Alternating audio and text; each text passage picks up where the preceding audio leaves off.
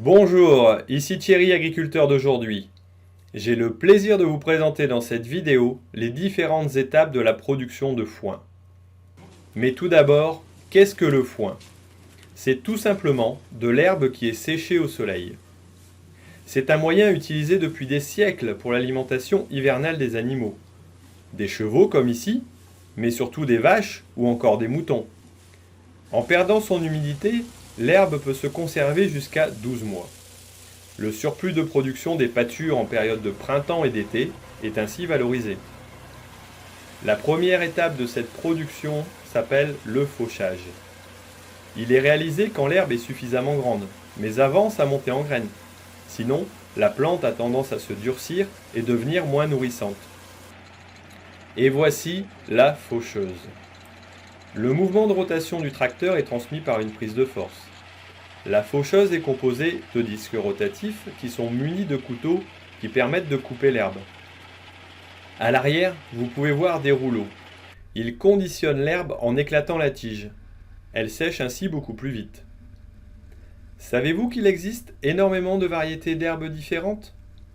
Elles sont choisies en fonction de leur utilisation, si elles sont pâturées ou fauchées, mais aussi de la qualité du sol dans lequel elles sont implantées, ou encore de l'animal à qui elles sont destinées. Les plus courantes sont la luzerne, riche en protéines, les raigrats anglais et italiens, très productifs, ou encore la fétuque, la fléole ou le paturin, qui sont beaucoup plus rustiques. Après le fauchage vient le fanage. L'herbe est retournée à l'aide d'un faneur. Ainsi aérée, elle sèche plus rapidement. Cette étape peut être réalisée plusieurs fois afin d'obtenir le niveau de séchage désiré. Ici, la récolte a eu lieu en septembre. C'est la dernière des 3 coupes réalisées cette année-là. Vu la période sèche, la quantité d'herbe est très limitée. Généralement, c'est beaucoup plus important. La troisième étape s'appelle l'endainage. Là encore, c'est un autre outil qui est utilisé. Il s'agit de l'endaineur, vous l'aviez deviné. Celui-ci rassemble le foin en une seule bande nommée andin. Vient enfin le moment du pressage. Les bottes ou ballots réalisés sont souvent ronds, voire carrés comme ici. Ils peuvent dépasser le poids de 400 kg. La qualité du foin dépend de sa composition, de son stade de récolte, mais aussi de la qualité de son séchage. Un foin qui aura reçu une ou plusieurs averses de pluie perdra vite ses éléments nutritifs, mais aussi son appétence, enfin son goût si vous préférez. Je vous disais tout à l'heure que le foin était séché. Il existe une méthode qui permet de récolter le foin un peu humide. On l'appelle le préfanage ou l'enrubanage. Tout comme dans une brique de lait, le foin se trouve enfermé dans un film plastique, à l'abri de l'air, de la lumière et de l'humidité.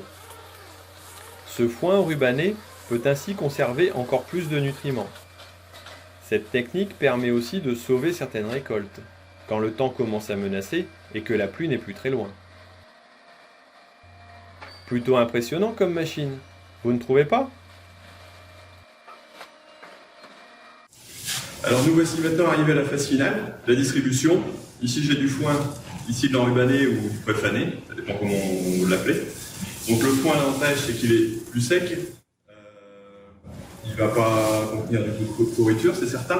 Par contre l'enrubané, lui, a conservé de l'humidité, il a conservé aussi beaucoup plus de nutriments que le foin, de vitamines, donc il sera préférable au niveau qualité.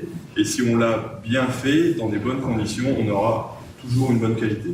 Donc là, au niveau distribution, si jamais je propose un cheval entre les deux, point sec ou enrubanage, c'est pas compliqué, il va toujours s'orienter vers l'enrubanage, qui a une meilleure appétence, une meilleure odeur, un meilleur goût, et ça c'est valable aussi pour la valeur nutritive.